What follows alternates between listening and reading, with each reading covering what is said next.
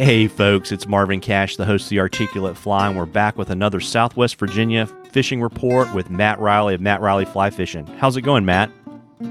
Pretty good, Marvin. How are you? Well, just trying to stay out of trouble as usual. I imagine you've been enjoying the cool weather that passed through the last week or so, but it probably kind of goofed up the fishing a little bit, didn't it?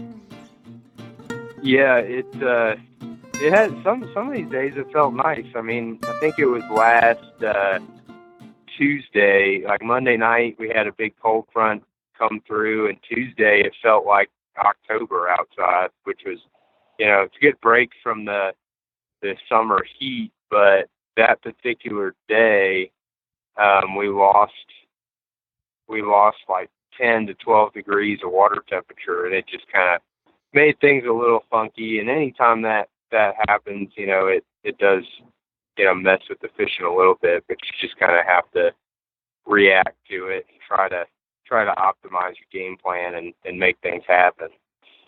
Got it. And how long does it kind of take for things to bounce back when either a low pressure center goes through or a cold front passes through? Oh, I'd say a couple days usually. I mean, it depends.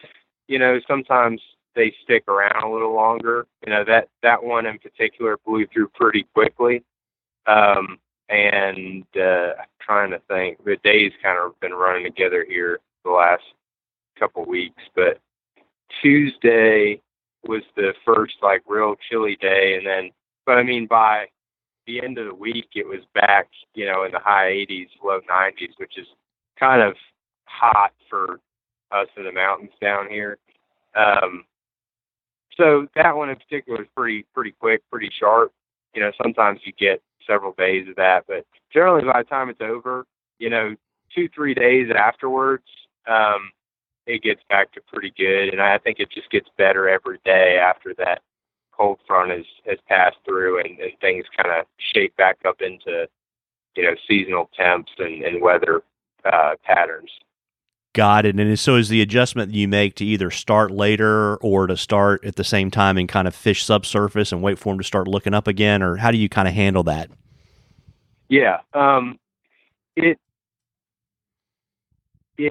depends, because the thing about, guiding, if I was fishing personally, I can pretty much do, I mean, I guess that depends too, on what I have going on in the evenings and that kind of thing. But if I had the whole day, and we had a real sharp cold front, the night before and temps dropped quite a bit, I'd definitely start later.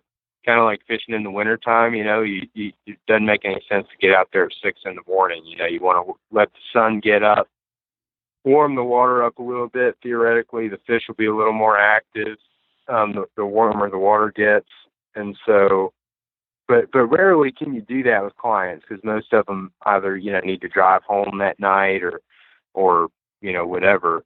But every once in a while, and I think Tuesday I actually did get lucky in that sense that the guys were staying over that night as well and heading back the next morning, so we could start at like 10, that day and fish later in the day. Like I said, fish the real high sun hours and later in the day after the water's warmed up quite a bit. That's kind of the way I tend to go.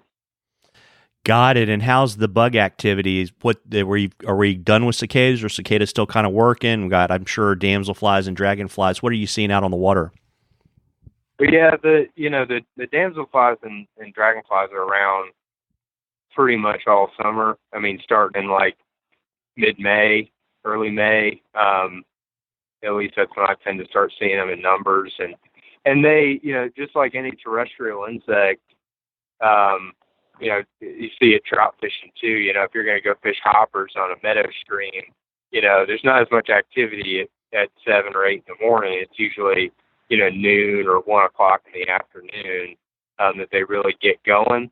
And the smallmouth key in on the damselflies and dragonflies, I think, pretty much all summer because they're near the water pretty consistently and available. So for that reason, I mean, like topwater bugs that are, that Carolina blue and green and that kind of thing, those colors work pretty well all summer. And then the cicadas have been out. The dog day skate has been out for probably a month now. That was about a month ago. Is probably when I saw the first one. And they are alive and kicking up in the trees right now. You can hear that buzzing pretty consistently during the day, particularly after the sun's gotten up.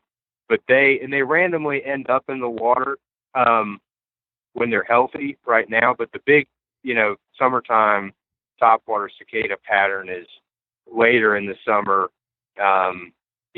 mid to late August into September, when the bugs have kind of completed their life cycle and die, and they're falling in the water. That's when the cicadas become really important. And that hasn't quite gotten here yet, but you can usually catch a fish on a topwater bug that imitates a cicada year round. It's just kind of when it comes to matching the hatch, it's later in the summer with cicadas. Got it. And folks, if you have a question for Matt, be sure to send us the question on the Articulate Fly Facebook page. And if we read your question, you'll get some Articulate Fly swag. And we're going to have a drawing at the end of the season from all the folks that we've read their questions on the air. And the lucky winner, Matt's going to hook them up with some flies and some discount coupons on Reilly rods. Well, Matt, it's not a fishing report with you if we don't talk about what you're writing for the Rural Virginian. Yeah. So that's the thing about this week is I haven't. I kind of slacked off this past week. I think I did 11 days in a row on the water with clients, and then 5 or 6 more myself, and just kind of scouting things out, and just actually lost track of the days last week and didn't get anything in for the weekly column. This week, I am just finally getting in touch with the new Department of Game and Inland Fisheries director, who I think I've told you before, but he's from my hometown, and so I'm finally getting that interview finished and written up into column form, and hopefully have that submitted tomorrow. Well, that's awesome. It sounds like a good problem to have if you're fishing too much. Yeah. I'm kind of tired, but it's the summertime doesn't last for too long, so I'm gonna hit it while I can.